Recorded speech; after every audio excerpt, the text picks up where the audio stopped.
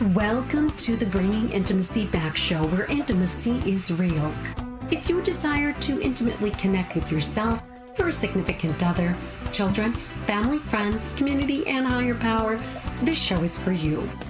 We explore intimate topics, inspiring life stories, spirituality, and insightful tips on strengthening relationships. The show is hosted by Dr. April and her co-host, Coach K. Let's get this episode of the Bringing Intimacy Back show started. We share with you today the secret power to intimacy to create a life you love or love the life you create. Now, here's your host, Dr. April, and co-host Coach K. Welcome to the Bringing Intimacy Back show, where intimacy is real. How are you doing, Coach K? I'm doing amazing. And how about yourself? I'm doing good. Yes. It's the great thing is that the Florida weather is starting to come back. We've been freezing so much, which for the other world, it's probably regular temperature. So I'm excited today. Well, it's unusually warm here in Richmond, Virginia for the second day in a row. I believe it touched like 50-ish. Okay. So I'll take it. I can't get Florida warm, but I'll take it. Yes. Sometimes the mystery of the weather, we just do not know why these secrets happen of these different changes. But guess what? We are going to talk about the mystical secrets of intimacy. Right along with, the theme, mystical weather, mystical intimacy. I love it. Yes, I'm so excited. But before we get into that, of course, every month we highlight an organization. So can you give us the honors of this wonderful organization? Absolutely. The organization for this month is La Casa de las Madres. Awesome. Yes. And that's a great organization because it helps people who struggle with domestic violence or they're a victim of domestic violence, and they have a lot of resources, 24 hours a day, 365. They have the tools to transform people's life. So if you're thinking about it, it's www.lacasa.org. That is an awesome organization. Glad we're highlighting it this go round. Yes. And so we are going to have someone who is going to inspire us about the secrets of intimacy. And the great thing about this person is not only he talks about it, but he's written books about it, and he's even a composer and written some music. So I am just so happy. So when we come back, we're going to learn a little bit more about David Green, our guest for today. Sex should not be the elephant in the room. The fourth ebook of the Improving Intimacy book series from Bringing Intimacy Back, It's All About Sex, helps you navigate every which way you can tend to your sex life. Pulling out all the stops, dive into the sensual read about sex toys, silky linens, and date nights. Improving Intimacy, It's All About Sex is available on Amazon, Kindle, Audible, and paperback. Search Dr. April Brown on Amazon to view all her books on improving intimacy for yourself, spouse, and more. Welcome back to the Bringing Intimacy show, where intimacy is real. Welcome, David Green. Well, thank you very much. It's a pleasure to be here. Yes. So David is an author, a songwriter, just as someone who really inspires in the sense of this intimacy. And one of the things that I see that you focus on a lot is about the soul. Right. I have a book I put out called Pictures of Your Soul, which is something you would think you wouldn't be able to get a picture of. But there's actually a tremendous amount of mystical writings that tell us about how the soul works with the body and how it's connected the ventricles of the heart and how that affects our relationships with other people, and very much involved in the topic of intimacy. It's a very, very holy topic that the book deals with from a Jewish perspective. Right. And so you do a lot about individual and soul awareness. And so we're jumping right into it. How do you define intimacy, and how are those things related? Well, intimacy is something which is starts with something called kedushin, which means a making something holy. It means that once a couple decide to be together, that's at the exclusion of everybody else, and that it becomes very holy. It's like a sacrifice brought up to the temple. There's a holiness to it that there's a fence around that makes it exclusively to each other. And because of that, then now all the focus becomes on each other with a very pure motive. It's not only for the sexual enjoyment, but it's actually that sexual enjoyment is a key to a higher level of spirituality. Because the way we look at things is that we're brought into this world with a body and a soul, and the body is not supposed to be fighting the soul, to try to get to go after things it shouldn't do. It does that, but the choice that we have is to say, hey, body, desires, you can be my friend, and why don't we use each other to elevate to a higher level? And then therefore what happens is, in a relationship, I'm enjoying the physical pleasure in my case with my wife, that unity that we have. It's like the bedroom is considered the holy of holies. The house is considered like a miniature temple, and Right. the holiest place within the temple was the holy of holies. And so therefore the bedroom is that place where that intimacy is brought back literally into that holy of holies of places. Right. And I was just thinking, because when you said the body and the soul, we don't want them fighting against each other. We want them together. And that's really also kind of what you're saying about, I was thinking about awareness and being fully present. Right, right. There's the more a person can actually get in touch with their soul, separate from the issue of intimacy with someone else. Right. When you develop that intimacy with yourself through meditation, through prayer, Mm-hmm. through music, through experiencing the beauty of God's world, by connecting to yourself, that inner voice, the more that inner voice becomes amplified, then the more it's there to share with another person. There's a very famous phrase in the Torah, in the Jewish Bible, that says, "Love your neighbor as yourself." Right. Right Mhm. now, people think, well, how could you possibly love someone else as much as you love yourself? But the truth is, you can't love someone else unless you love yourself. Right. So love your neighbor as yourself means, as you love yourself, you have become so much more aware of the beauty, the intrinsic pure soul that's within you. And now I have something that I trust somebody else wants to share with me, that somebody else will love me more because I have more to give to them, and I will love them more because I have that respect for who they truly are. That something so much greater than just a physical body. And then when we merge those together, it's very interesting that the sexual organ for a man is something that can give pleasure and receive pleasure at the same time. It's the only organ that does that, right? Because God designed it to be that point of intimacy, of pure love and pure giving. So, the whole physical experience of sexuality is considered actually something that enables us to express our true selves in the ultimate way. Mm-hmm. Yeah, definitely. And as you were talking, one of the things I was just thinking about, that love of self, many times people struggle with that. Okay. Well, that whole, and I know you've talked about the journey to the real you. Okay, very good. So,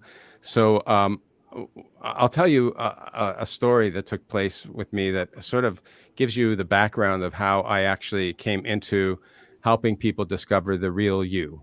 Okay, that's my first album is called Journey to the Real You, and my first book is called A Book About You. Okay. And I taught for 30 years helping people discover who their true identity is. I was very heavily involved in the music industry in Los Angeles, the R&B, sort of jazz R&B world.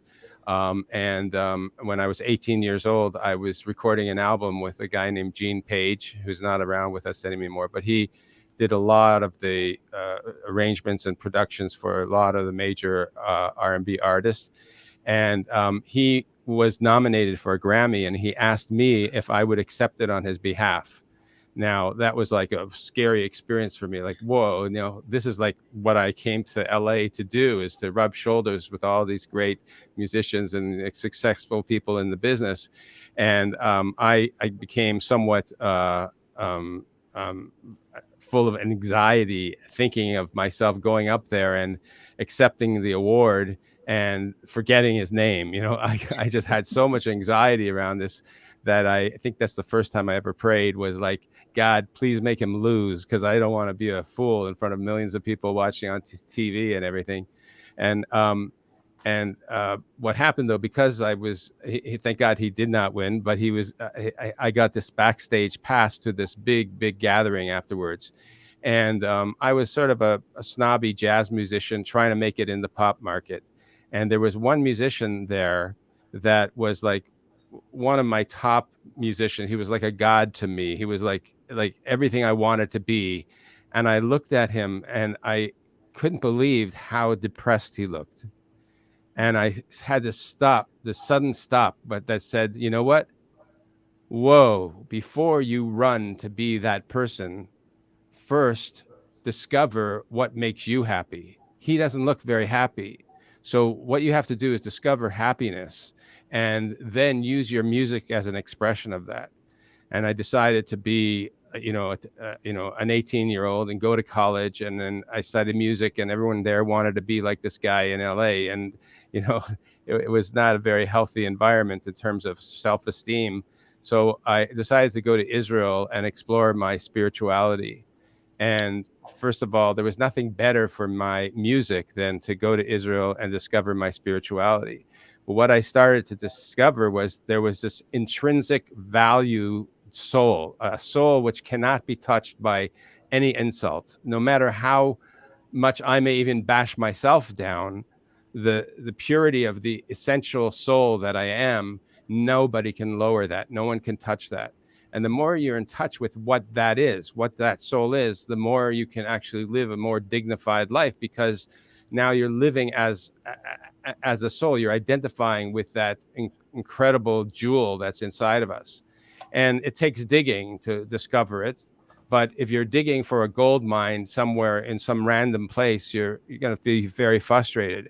But if you know that there are gold mines inside of you, then digging for that gold mine becomes actually a pleasurable experience, because every piece of dirt that you remove that's covering up that soul is another step towards there, and it sort of shines through. So you're already starting to get the glow of that soul while you're digging down. And so that was a process for me that was extremely invigorating, and the whole focus of my life changed from like trying to be artsy and being cool and trying to be successful in the music business to trying to be myself. Right. And that I felt that was a much greater form of success and wealth, by being happy with who I am. And then taking that and then going back out with my music as a person who feels much more in touch spiritually. And I had a jazz band that I played there, and I got all kinds of gigs writing for people and movie soundtracks and all. Like, it's just like my music career came together much more when I left music school and left the music industry. That's when it all came together, because what I did by leaving that is what I discovered it was myself, and therefore I was expressing something very real.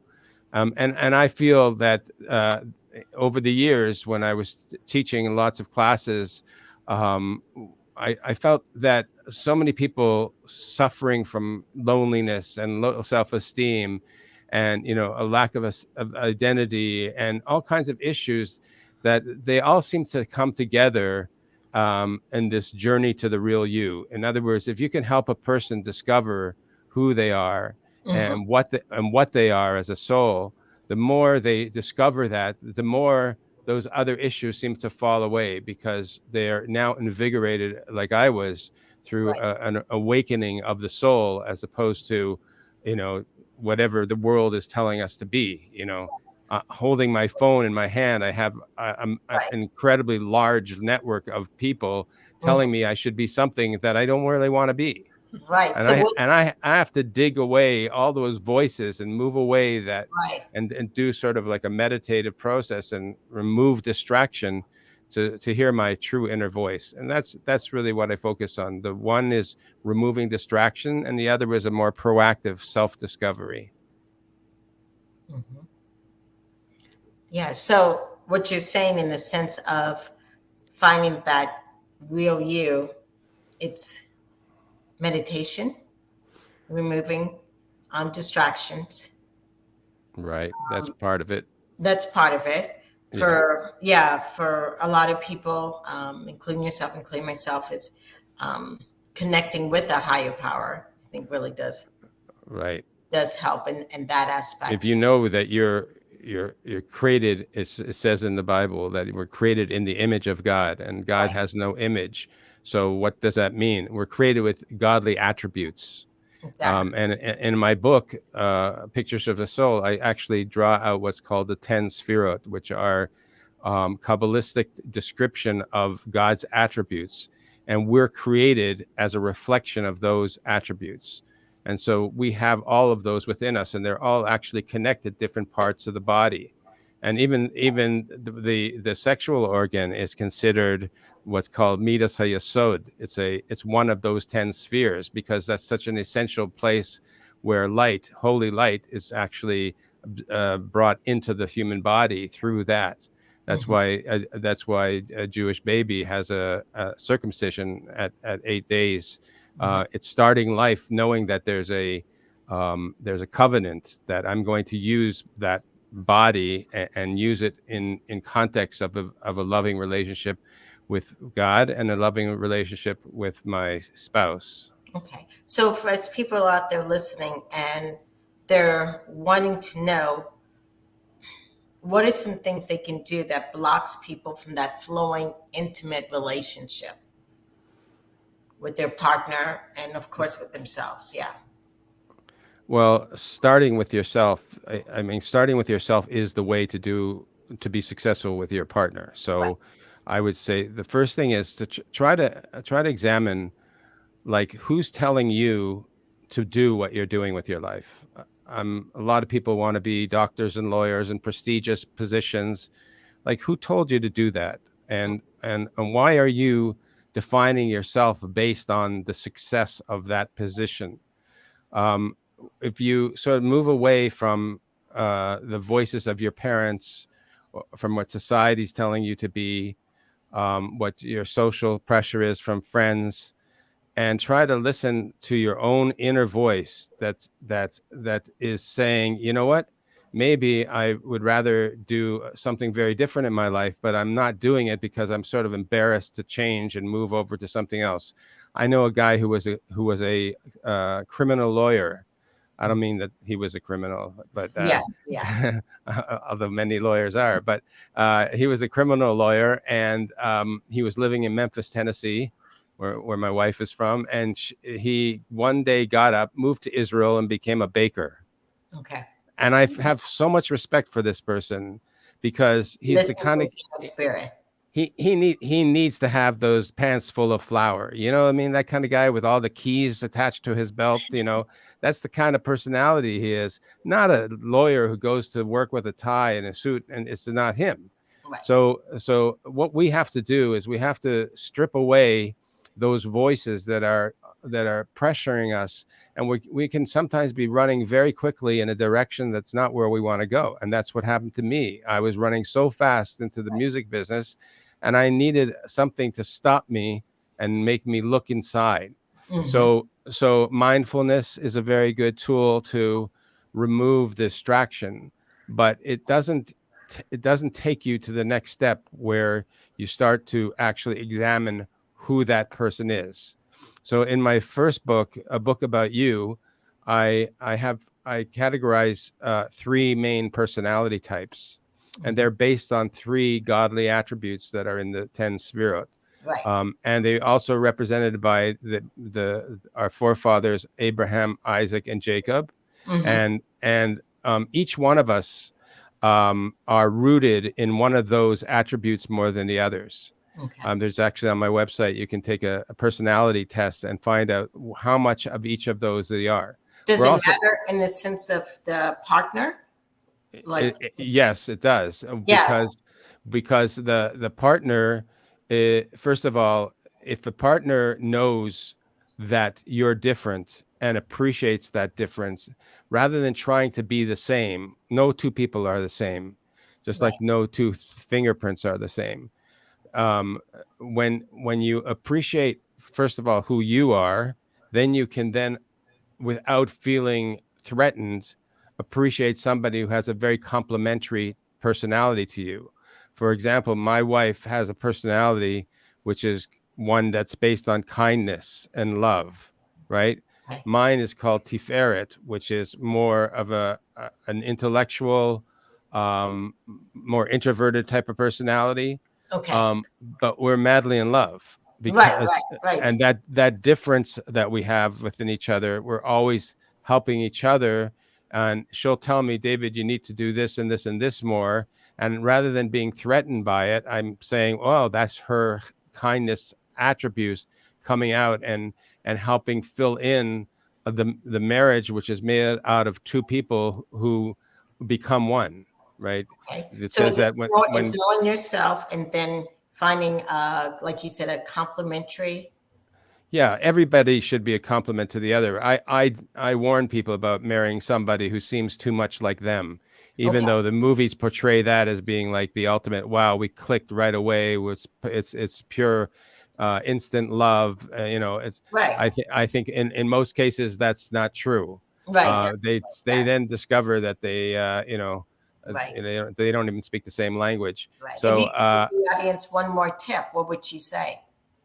I would say that the key to developing intimacy is by developing intimacy with yourself, and Mm, then sharing that and appreciating, just as you are a reflection of God. You have a divine soul, so do they, and right. therefore everything that you just did with yourself, you do with them as well. That discovering of that incredible person that's sitting across from me is an amazing person, because they too are created in the image of God. And then when you embrace, you're embracing a gold mine. You're not just doing it for the physical experience. The spiritual connection that becomes injected into the sexual relationship, is fueling it with so much more pleasure. So both, you benefit from the physical pleasure and the spiritual pleasure all in one time. That's awesome. Yeah, definitely. Yeah. So I like how you ended it in the sense of that it's benefit everyone. Yes.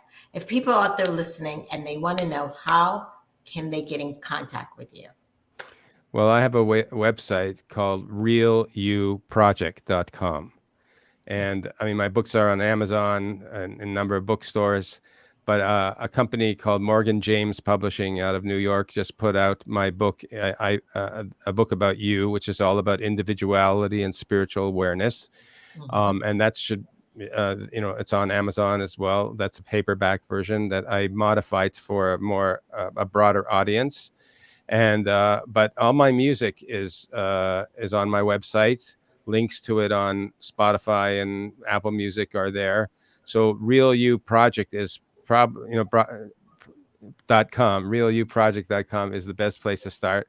If they're streaming music, David H. Green will bring up my music, 2 albums worth of content there, and all the musics are integrated into my book. So you see the lyrics, and you can actually scan a QR code, and it'll start playing the music.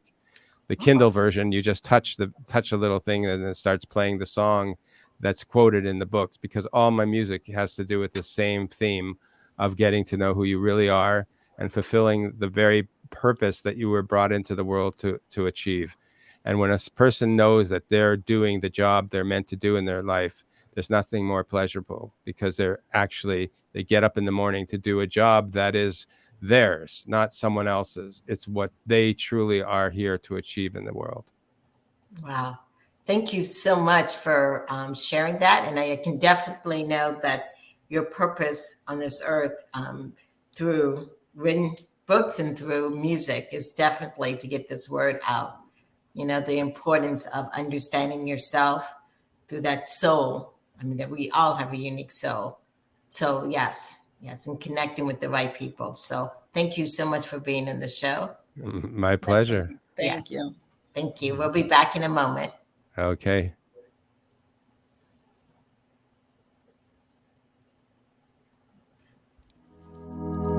Sex should not be the elephant in the room. The fourth ebook of the Improving Intimacy book series, From Bringing Intimacy Back, It's All About Sex, helps you navigate every which way you can tend to your sex life. Pulling out all the stops, dive into the central read about sex toys, silky linens, and date nights. Improving Intimacy, It's All About Sex is available on Amazon, Kindle, Audible, and paperback. Search Dr. April Brown on Amazon to view all her books on improving intimacy for yourself, spouse, and more. Welcome back to the Bringing Intimacy show, where intimacy is real.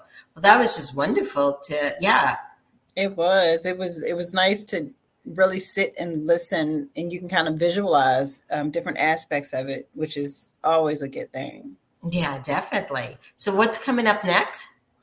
We have some great shows coming up. So on next week, January the 26th, we have Monogamish or Monogamous with Brianna Carey.